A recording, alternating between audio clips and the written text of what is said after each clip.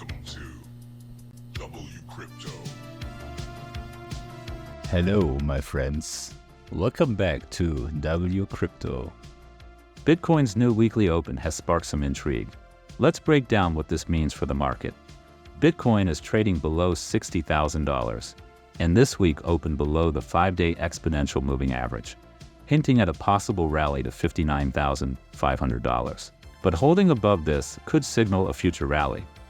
Momentum is not in our favor this week.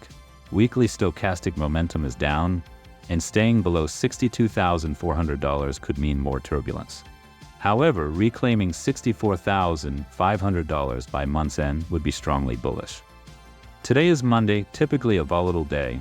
Since 2024, Mondays have a 63% chance of closing positive, averaging a 3.33% gain. A push above $59,000 could be on the cards, but a 2.4% drop might take us to $56,000. Watch Bitcoin's base at $57,200.